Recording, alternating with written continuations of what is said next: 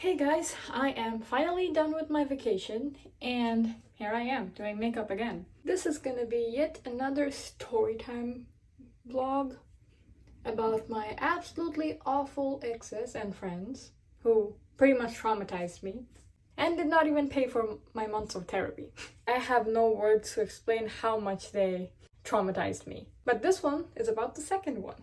I don't know if this has anything to do with my shitty family situation, but I have always dated people who were absolutely amazing at manipulating others, and this one in particular love bombed me for an entirety of like 9 months. Like, it was so subtle that anyone with an awful upbringing would never understand what's actually happening. Like, I should have seen the red flags when his mom asked me to not be serious about him. Like, when you first meet the parent, and what kind of parent just asks you to not be serious about your son, right? So in the beginning, it was an amazing relationship. I have no other words to describe it. It was just amazing. He helped with a lot of my insecurities at first. And then slowly, he started making more insecurities. His family was wealthier than mine, and somehow that always became a topic about how he's better than me, which obviously made me more insecure about my social status.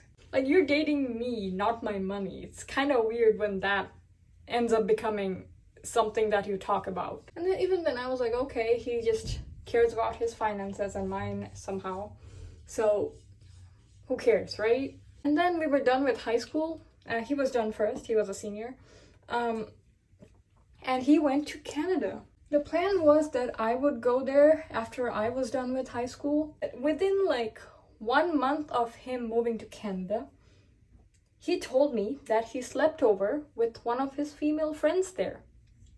Like, in one room, sharing the same bed, without anyone else in the room. Now, that, you can't have a bigger red flag than that. Of course, we had an argument on that, and somehow he made me to be the person who was overreacting. And honestly, I was kind of toxic too at that point. Like, I should have just broken up with him instead of playing certain mind games that I did. I don't know why I did that. I was jealous. He's not worth being jealous on, honestly. Slowly but surely, he stopped giving me any time of his day. It was always about the other girl. She knew about our relationship. She told me that he loves me. Like, what kind of shitty person are you? Like, why would you bring my hopes up as another woman? At the end, I gave him a choice. It's either me or her. And he chose her. Of course, that hurt me a lot because at that point in my life, I did not have anyone else that I could trust. And then we broke up, obviously. He blocked me for a while because I was being clingy.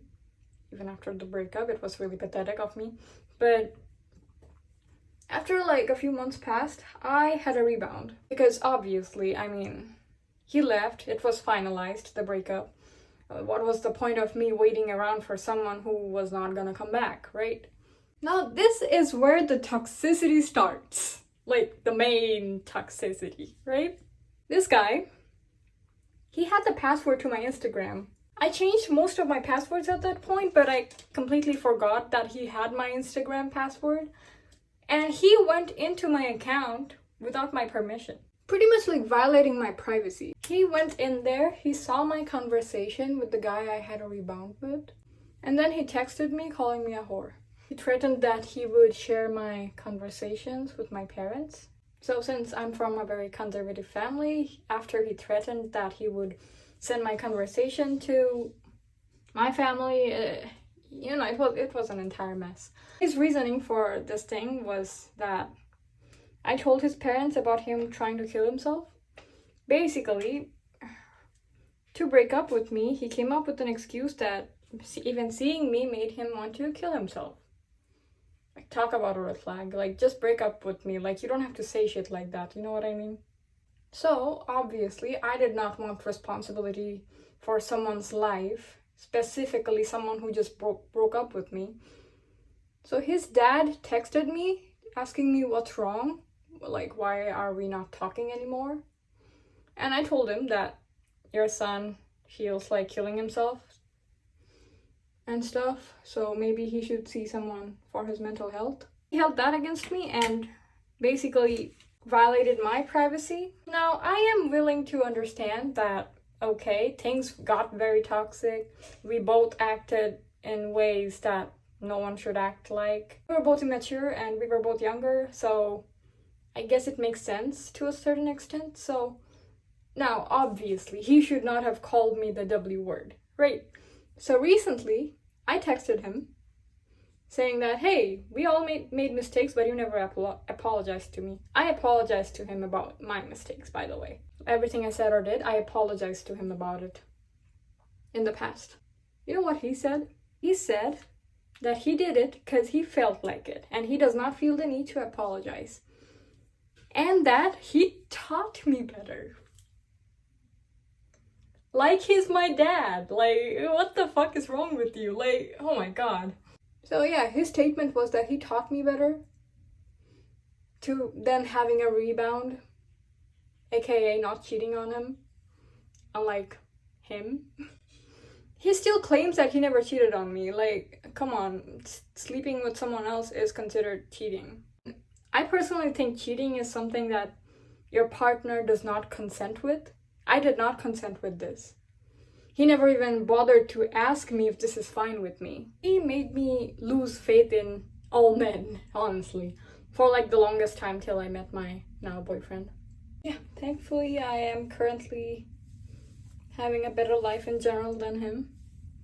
I have someone who loves me. Well, I don't know, he's dating someone who's exactly like him, so maybe, I guess they're happy. They deserve each other.